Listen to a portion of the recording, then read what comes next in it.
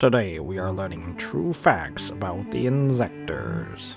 Hey guys, this is Tom Box. Welcome back to MST.TV. And it's been a while. I was on break for a little bit, but now I am back and ready to swing into gear. I'm not going to be going into Master Duel. I haven't even touched Master Duel yet, believe it or not, because it came out on the day that I got off break, and I'm like, nope, not today. I'm going to go live fresh on stream with Master Duel, so that's what I'm going to do. So that's a quick little announcement. So next time you see me on stream, it's going to be Master Duel, and I'm going to be a complete noob at the game, right? Because that's how it works. Today's video, we're going to be looking into Inzektors. I have the card. I have Inzektrike Ko-O. This particular card makes Inzektor go crazy. So I'm going to be explaining to you guys the basics of the Inzektor combo, what you have to look out for when you're performing this combo, because it's like infinite monsters. You can generate any board you want. You can kill your opponent. You can even set up massive negations. But the problem when you do have a combo that does go infinite is that where do you stop? Where is the maximum and the minimum that you should really account for? You know, you don't want to burn all your resources for no apparent reason. And even though you generate infinite resources, why, in my opinion, in my honest opinion here, why is Inzektor still at most just a rogue tier level deck? I'm going to explain it to you guys all right here, right now. So make sure you guys hit that thumbs up button, hit subscribe, ding the notification bell, and you know what? Let's jump into the comboing. The sleeves I used in today's video are Carbon Series White from MST.TV. Now, guys, these sleeves, you guys can get it at MSTmerch.com. It's MSTmerch.com. And yeah, here's a little quick demo that you guys asked me to do. So fanning it across the mat, super easy. Like, it's effortless because they are smooth back, and they also have a really rigid body for a sleeve, which is not something I typically would say. And I guess you don't really fan it that way because that's already smooth. But here, I fan it this way because you're fanning out your graveyard. It takes no effort to fan it out, and it's really nice. Now, this is, of course, a fresh pack of sleeves, and this is in a full Inzektor deck, by the way. But this is one that has been used for some time, and one thing I really like about it is it doesn't really crinkle at the top very much here. And this is with excessive use for like the last 2 months. I've been shuffling this deck, I've been playing at locals, whatever the case may be. These are still really, really solid, and that's why I really like them. Like, here's like the rigid body test for me, which is like if you can do this with a sleeve, typically pretty good, maintains its shape. So you guys can check out MSTmerch.com. These are designed for tournament use. If you guys feel like trying them out, feel free to do so. And let's get into today's video. Just a quick recap on your starters and extenders. Starters, we have Dragonfly for infinite summons, Centipede for infinite searches, and we have Zektor, kind of like an E-Telly to dig for either of these two. If you have none of the cards in the top row, you have no way of actually playing through a combo. That's just the fact. Now, in Zektors, they are a 2-card combo deck. You need to pair it with something. If you're going second, Hornet always works because you can crack the board while building your own board, and you can just go for the quick kill, and that usually works out really nicely. Unfortunately, if you go first, you're going to rely on Ladybug, since this is the only card that can send itself off without, you know, requiring something. Like, some people are playing Hopper, but you can't use Hopper on the going first because you don't have a battle phase. Therefore, you can't even use it for a direct attack, and that's just how it was ruled as it was. So, unfortunately, that's just not an option. So to kind of compensate for that, to make it feel like you have 6 Ladybugs, we're playing Infernoble Arms Durandal because it's another equip spell that can just pop itself to search for another card that you can actually use, which would be Infernoble Knight Oliver, because it itself, to summon itself out, it needs to send a equip spell into the graveyard. So that makes it so that you can send Inzektor monsters even if you draw into Durandal plus the Oliver. That just means Oliver can send the card out anyway, because this activation of this card has basically no requirement, and that can lead to the triggering of Dragonfly and Centipede constantly. If you're wondering why the Firefly is here, it's because if you open the Durandal plus Dragonfly, you're not going to actually be able to do anything to combo because Dragonfly summons the monster out. And what are you going to do with just 2 monsters? And here we go. Let's just get into some basic stuff. Now, I'm showing you guys this part of the board first because this is the branching point. Once you get to this critical point in your combo where you have a Dragonfly that's not been activated, a Centipede that's not been activated, or maybe like an additional one with additional monsters here, you can kill your opponent because this is immediately a link 4, so you can go into a Boral Sword, you can even go into a Axis Code. And if you go into access code, you just need to put an equip onto your centipede and you'll have 8,000 damage. So getting 8,000 damage is usually no problem. And if you want to crack your opponent's board along the way, your graveyard's already loaded with a Hornet and a Ladybug. If you're trying to go for like a combo for a deck that can just combo any way they want, you need to establish some end goals of where you want to reach and how you want to reach them. Otherwise, you'll burn through unnecessary resources. This is the point of the combo I want to get to. I'll show you guys how you get here. So I'm going to try to speedrun into the little midpoint of the combo, and then I'll extend further to see an end board that we will typically see from an Inzektor player, but there's just so many variations just because you have so many bodies to play with. Anyways, that sounded totally inappropriate. Let's start off with the normal summon of the Inzektor Centipede. We're going to activate the Centipede effect, equip the Ladybug effect. We're going to boost the level by 1. We're going to use these dice to kind of count levels, and we're going to use these tokens to count activated effects. So this is already burned. This is going to activate now, so we're going to get the Zektrek Ko-Oh. This is the equipping effect of the card, not the searching or the summoning of the Dragonfly or whatever. And now we're going to activate the Zektrek Ko-Oh. We're going to send this to the graveyard, and we're going to summon out the Dragonfly straight from the deck. Activate Dragonfly's effect. We're going to equip the Ladybug from the graveyard. Activate Ladybug's effect to boost the level by 1. The level here does not matter. I'm going to avoid going into the Daguerreus line anyway. I'm probably only going to do the Daguerreus line if I have to do the Firefly opener. And we're going to use the Dragonfly effect. We're going to summon out another copy of our Centipede. Centipede effect, equip the Ladybug. Ladybug effect, send itself to the graveyard, boost the level by 1. And this is going to let me search for another Dragonfly. From here, we're going to get rid of both our monsters by linking them away into a Bee Trooper. Our Bee Trooper Armored Horn. Armored Horn's cool because it gives us an activation of an additional normal summon. We're going to activate the effect of this particular Dragonfly. And with Dragonfly activated, we're going to... well, we don't target, so we're just going to equip Ladybug. Ladybug effect. Boost the level by 1. We'll just go with 1. I think sometimes you could go for a 2 if you need to skip ahead, but we'll just do 1 for now. And we're going to summon out from the deck our Centipede. Centipede effect, we're going to equip that same Ladybug. And Ladybug effect, we're going to boost a monster on our field by 1 or 2 levels. We're going to go for that same Dragonfly once again, therefore putting this to 2. Centipede effect, of course this Centipede is now burned. And we're going to add to our hand. Where are you? We're going to go with Gigamantis. It's Gigamantis or Giga Weevil. Now we're going to link away our Armored Horn.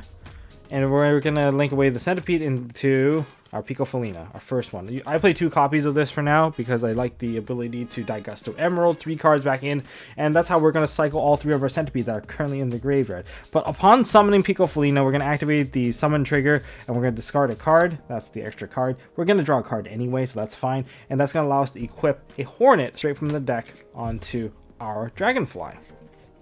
Alright. Next, we're going to activate Pico Felina. We're going to put our 3 centipedes back into the deck so that we can resummon them later on. So we're going to shuffle up, and we have to draw 1 card. Yeah, so this is a full Daigusto Emerald effect. And now we're going to activate Gigamantis' effect, equip onto the Dragonfly. And now we're going to activate Hornet to pop our own Gigamantis. So this sends first, and then the Gigamantis goes away. So what happens there is that Chainlink 1 Dragonfly for the first Hornet being sent away. Chainlink 2 is the Gigamantis being popped. And then Chainlink 3, the Gigamantis that got popped. So Gigamantis is going to summon back a Dragonfly out of the graveyard. And then the Dragonfly that was on the board summons twice, because 2 cards are sent, not once per turn, not once per chain. Summon out 2 centipedes onto the board. So this is how we got from point A to our current point B.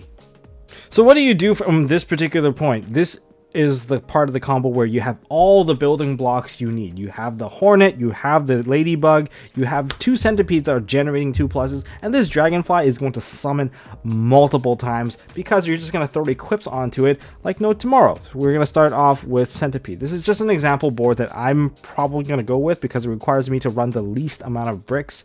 So we're going to go, Centipede is going to equip the Ladybug. All right, we're going to generate an additional card into our hand, and we're going to activate this card, and we're going to boost this level by 1. So this is now at 6. All right, that's at 6. Centipede's effect has activated, so a Centipede is going to give me a card. Now I can search the deck, and I'm going to add to my hand a Zekta. That is super important. Next, we're going to activate this Centipede. All right, we're going to equip a Hornet now. So now we got the Hornet. We're going to equip this Zekta, and we're going to activate the Hornet to pop this Zekta. This is going to cause the triggering of the Centipede, the Dragonfly, and the Zekta. But Zekta is mandatory, so Zekta Chainlink 1, we're going to grab back our Gigamantis. And Chainlink 2, we're going to go with Dragonfly. Chainlink 3, we're going to go with Centipede. Centipede, we're just going to grab a Giga Weevil, because Giga Weevil is, unlike Gigamantis, this one can actually summon itself back out. And then Dragonfly is going to summon out, I guess, our last Centipede that we put back into the deck. So we summoned out 6 Centipedes within this one turn. And yeah, that sounds kind of fair, right? So we're going to add this back to our hand. That's part of Chainlink 1. And this is our current hand right now. This is the extra card that we had. These are the starting cards we had. And now we have kind of everything that we really want. So we want to push this to level 8. This is going to summon itself, and then we're going to boost this level by 2 to get a second 8. These two are kind of done. I need to make some space now because I'm going to summon out at least 2 monsters. So the Picofelina and the 2 Inzektor Centipedes, we're going to link them into an Appaloosa. Why not? From here, we're going to activate the Centipede. Centipede effect, we're going to put that on there. And we're going to finally equip the Hornet. And I'm going to activate the Giga Weevil, targeting our Dragonfly, and we're going to pop. This hasn't even activated yet, which is actually important. We're going to use Hornet's effect to pop the Giga Weevil.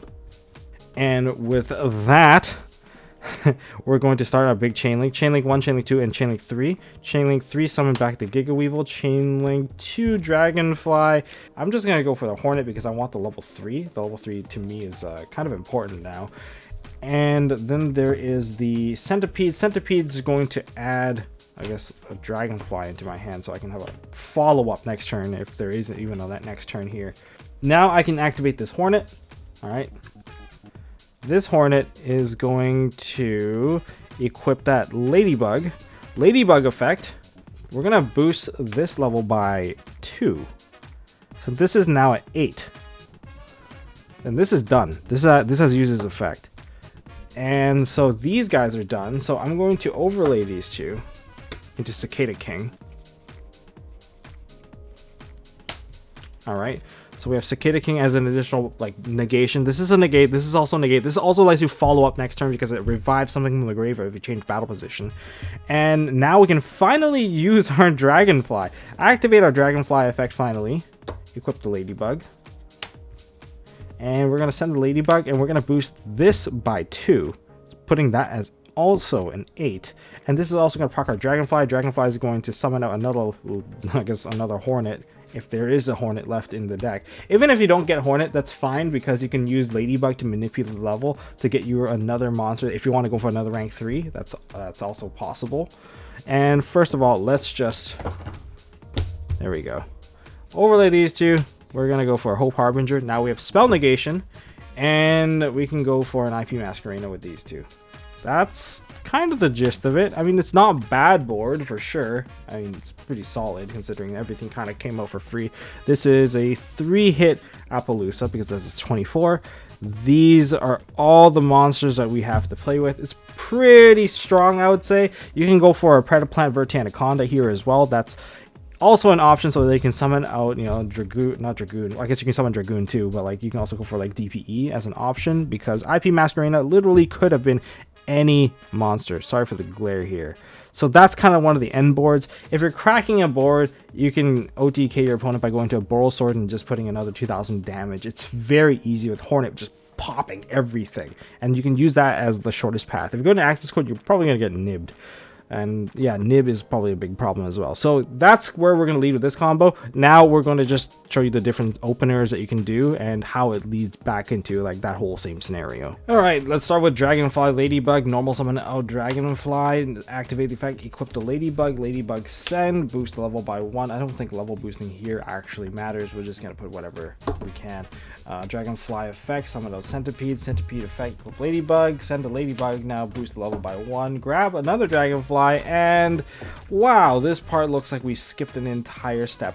What's the key difference here is that we have not activated Trike yet. So when we go into our Armored Horn and we go here, normal summon out the Dragonfly once again, one of our Centipede surges is eventually going to go for the Trike, giving us an extender if we do get stopped. And let me just say the extra third Dragonfly in the deck is going to make a world of difference. Even if you get nib, you get to rebuild your entire board and just end the exact same way. So this is one of the better openings in the entire deck.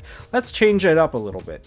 All right, we're changing it up. Now we don't have the Ladybug. Instead, we have a Durandal instead. I like this card. You don't have to run it if you don't want to, but it's just the easiest equip that pops itself. And it gives you like a follow-up move that's also useful. So I think it's still worth it, even if you do draw into the Oliver. It can still help you detach stuff, so it's still decent in its own regard. So normal summon out the Dragonfly, equip the Durandal, pop the Durandal, add the Oliver into your hand, trigger this Ladybug. It still hasn't activated the ignition, so we're going to summon out the Firefly. We need to put a monster that we can equip to the graveyard so we can use the Oliver. We're going to link away our Firefly into Link Karibo. Following up from that, we're going to activate the Dragonfly to equip Firefly, activate Oliver, pay cost, send that away, put this into a level 1 tuner, and activate the Dragonfly trigger once again. Summoning out Hornet this time, we're going to work around to get back to what we need, but that's because there's just so many options in the extra deck. From here, we're just going to synchro the Dragonfly with this, and that gives us an Armory Arm. The extra deck space is super tight if you want to play like this. We've got the Armory Arm now. Activate the Inzektor Hornet, equip the Firefly, boost the level by 1. Now you can overlay these two into Dugaris. So number 60, Dugaris. Activate Dugaris' effect. Yes, you're going to have to lose your main phase if you open like this. And if this is the only move you have, then hopefully it's worth it. Now you can summon back your Dragonfly, and with Dragonfly resummon, hold on, this is wrong, move it over 1 step, or actually if you do it like here, it's fine too. You just have to manipulate it so that your zones are here now. So next we're going to activate the Dragonfly to equip the Hornet effect, pop the Garrus, and that's going to activate, and we're going to summon out our Ladybug. So this is how we got the Ladybug, and the Dragonfly will get our Centipede. So we're going to take the Link Karibo and our Dragonfly, we're going to link them away into another insect monster that's capable of reviving insects in links. That doesn't require any insects at all. Shinobi Insect Hagokure Mino. And we're going to activate Ladybug's effect now. We're going to equip the Hornet onto it. That burns that. And then we're going to use Hornet to pop itself. And since the monster was destroyed where Haguk, the Shinobi Insect, was pointing to, we're going to summon back our Dragonfly. Alright? You can summon it anywhere, I think. And now we can activate Dragonfly, go for the Ladybug. Ladybug send. And this is going to boost the level by 1. This is not likely going to get overlaid, but I think it's fine. We're going to go into a Centipede. Centipede, go for the Ladybug. Ladybug, we can just boost this monster's level by another 1. The reason why I can boost this one instead of keeping this 3, because this one's going to probably live. And the Centipede effect now is going to go off. We're going to get ourselves another Dragonfly. Even if we just link these two off right now, this is going to get banished. But that means we open ourselves to a Leviair revival midway through our combo. And because of that, we can link straight into an Armored Beehorn. And we can just normal summon out a Dragonfly, and we're kind of just at exactly where we need to be once again, except that we have one banished Dragonfly, which allows us to go into a Leviair partway through our combo. And to show the last 2 combinations of opening that you can see in terms of like it being a valid hand you can play with, well, of course we have Durandal and Centipede. This one's super obvious. In fact, it's easier than Dragonfly because you can just normal summon a centipede, activate Durandal pop, and then you just grab yourself an Oliver, and this is going to add Ladybug. Now you can activate the centipede and do the thing here, and now you just have an extra card. So it's the exact same thing as before. Now you just have an extra Oliver in your hand. Now, speaking of like having Oliver in your hand and all that fun stuff, you're still going for the Zektrike because you can still get the Zektrike out of your deck. But what if you have Zektrike? Well, Zektrike is great because you can activate Zektrike, send this to the graveyard, and you can put, well, you can put Dragonfly straight into the field. And now you can activate Ladybug, and then you can still do the exact same thing. So in other words, there's just a lot of ways to kind of loop the initial play. But so now that you guys have seen how the boards are supposed to be built, leave it down in the comment section what's the end board you would end with Inzektors. And now it's time for some cold, hard truths. So speaking from my experience, the bad news is that Inzektors, even with the new card, is probably not going to hit top tier level. It's very strong. Having an infinite engine in any other modern day deck would deem it broken and probably would be dealt with by Konami. But in this particular case, this deck is technically fair. I mean, yeah, Infinite Monsters doesn't seem very fair, but in terms of the play style of the deck, it's dated. That's one of the key weaknesses here. It's dated. It doesn't survive in the modern age as well because of the amount of disruptions we have from hand traps and all that stuff. You're just going to get thrown a rock on. You know, they've got Imperm and Veiler to stop you from playing, even though there's no Max C. It's just a gong show to get this deck started. This deck can't really eat hand traps, and that's one of the biggest problems. If it eats a hand trap, it needs a proper follow-up. But Zektrike has a very specific cost requiring Inzektor cards. Therefore, you have to load yourself with bad Inzektor monsters. Not exactly a fan of that. If there was an Inzektor card that prevented your opponent from targeting, like maybe a new equip that prevented the targeting of your Inzektor monsters, that would actually be insanely good. Or if the Inzektors had their own Rhoda to give them the consistency that they need, but they don't have that, and that's actually one of the biggest problems, one of the biggest weaknesses. They lack consistency, they're easy to disrupt, and they also require specific types of cards in their hand. If you open with all starters, you don't get to play. All extenders, don't get to play. And unlike this day and age of Yu-Gi-Oh, if you have a hand that's all extenders, that's fine because your extender also functions as starters as well. Where in Inzektors, a lot of these cards are stuck in the main deck role, whereas a lot of the modern day decks, the extra deck also functions as part of the key tool, which is why the game is so much faster and more consistent because you always have access to the extra deck, and the extra deck is now functioning more as like support with a few bosses in there rather than what it was back in the day. That's all I got for this video, guys. If you guys enjoyed this video, smash that thumbs up button. If you guys want to see more stuff from MST.TV, hit the subscribe, ding the like button, and subscribe button. Man, I can't even close the video anymore. And yeah, I'm gonna go on Master Duel very soon. Yeah, it's still vanilla fresh on my Master Duel. We'll see how it goes. Maybe I can get my hand traps, maybe get lucky with a couple ultra rares. Who knows? I don't know how it plays right now, so I'll see you guys on stream very soon.